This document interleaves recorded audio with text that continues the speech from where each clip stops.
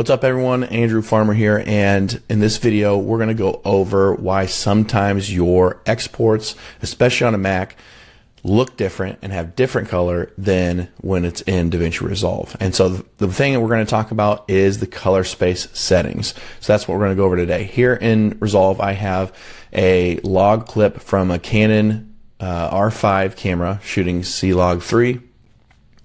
So it's really washed out and doesn't look great, but we're going to adjust that. The first problem that people have is not knowing what to do down here in the project settings and color management. They don't know what to do with this. So we're going to talk about a few different ways of doing this. If you are on a Mac, make sure in your preferences, so come up to DaVinci Resolve Preferences, and then down in General, make sure that you have these two checkboxes checked.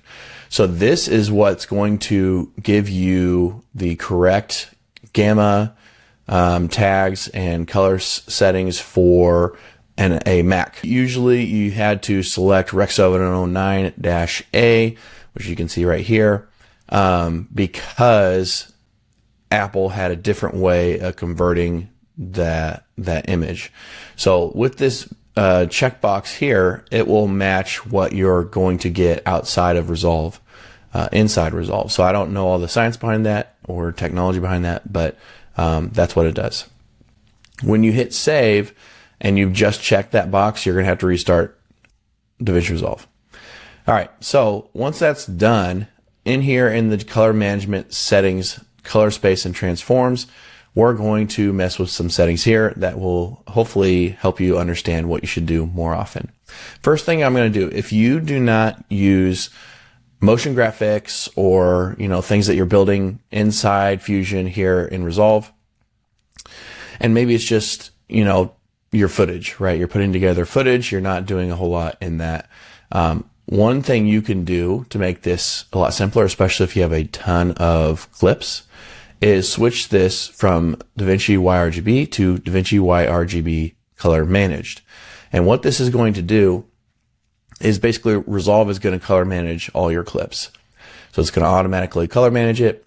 You can select whether it's SDR, HDR. If you're filming in HDR and you have a bunch of HDR clips, then select HDR. If you're in SDR, which is standard, unless you're an iPhone or something like that, SDR is going to work.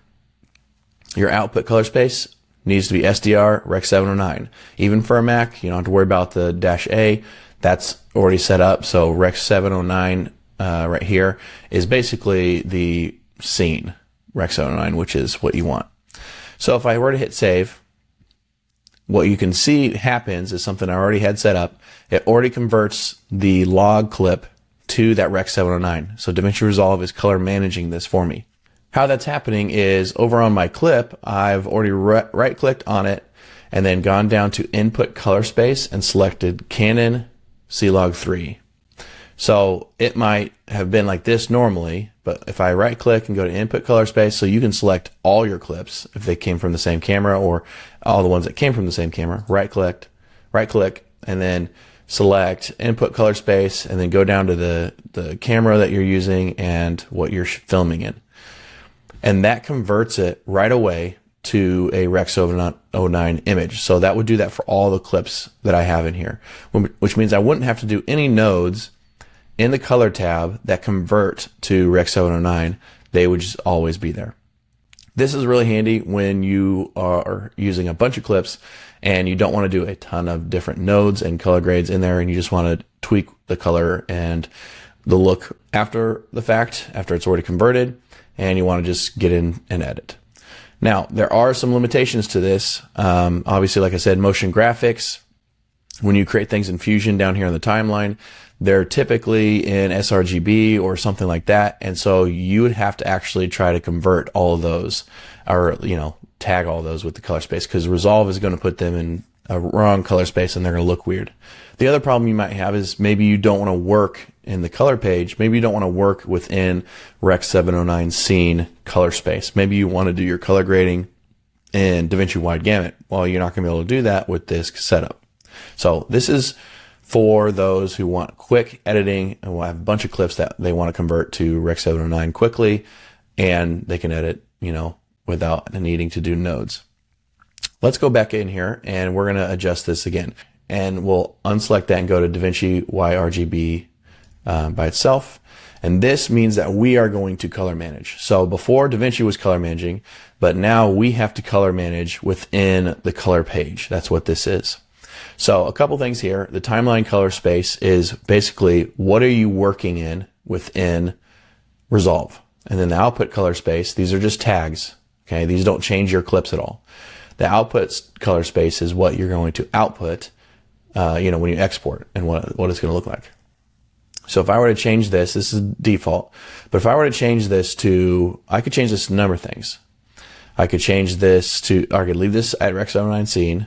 I could change this to Canon Cinelog Gamut Canon Log 3, which is what I filmed in. And if I did that, I would need to change this, obviously, because I don't want that to be the output.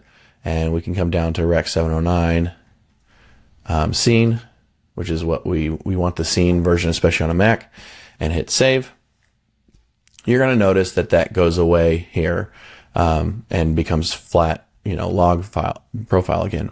If I come to color page, the nice thing with this is if I have every clip that's in that same gamma tag, so the Canon gamma tag, I can just do a color space transform, and I can just use the timeline settings. I don't actually have to put anything in there, and I could come down and convert that to Rec 709. And in the CST here, Rec 709 is Rec 709 scene.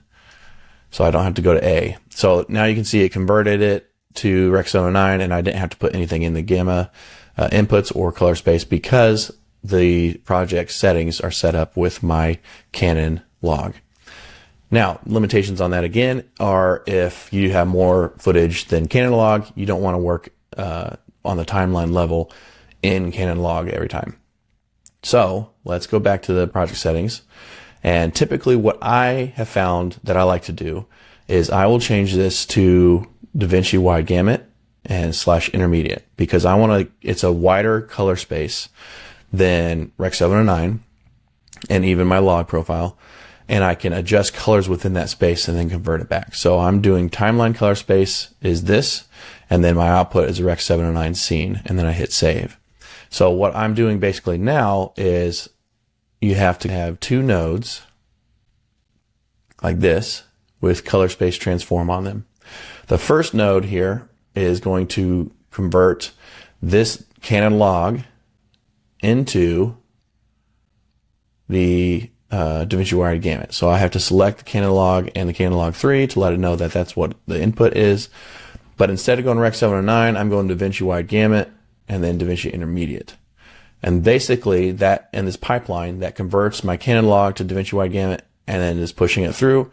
And then in this node, it's coming in DaVinci wide gamut because I converted it right. So then it comes into that as that, and then output, I want it to be Rec 709. Okay, so now you can see it converted here with two different nodes, basically converting my file into the timeline space, which is DaVinci wide gamut intermediate, so I can edit in here with as many nodes as I need. These are the editing nodes, right? So I can change color, I can do exposure adjustments, LUTs, all kinds of stuff in here. And then it's going to output from that color space that I'm editing in to the final output space of Rec 709. So with this setting that I have here, it's all set up properly. I'm going to have to manage the color myself here in the color page. But what this allows is within DaVinci Resolve, when I add different clips or different, graphics and things like that, I'm able to edit those all in that same color space, and it's going to have the same output when I export. So for exporting, what I would do on the deliver page is just make sure everything's set to the same as timeline, basically. Down here in the advanced settings, I would actually not have these selected. I would just come up and do the same as project, because these are going to be the output that I've selected, output color space. So I can separate these. This is where you can see that. They're going to be the same as project, the gamma and color tab. If I wanted to separate gamma and color tab here, that's what it'll be selecting. That's what scene is. So both of those are just the same as the project settings, which is what I have here. And that's how I would get the exact color when I export this. So what we can do is just quickly do like a quick export just so I can show you. And we'll make sure that that's selected, hit render. Okay, so then we hit render all. And real quick here, let me pull this up. And if I drag it over, you can see that it has the same color tag or the same color as, what we've had in Resolve. So obviously this window has a little bit of shadow around it, but you can tell that this is not color shifted, right? So that's pretty much what I wanted to show you today. I thought it was super helpful if you're having issues with color switching and shifting after you export. And those, I just wanted to give you a full scope understanding of why that's happening and how to adjust it depending on what you want to work in. So hopefully that was helpful. Check out any of my other videos, smash the like button, subscribe, and I'll see you in the next video.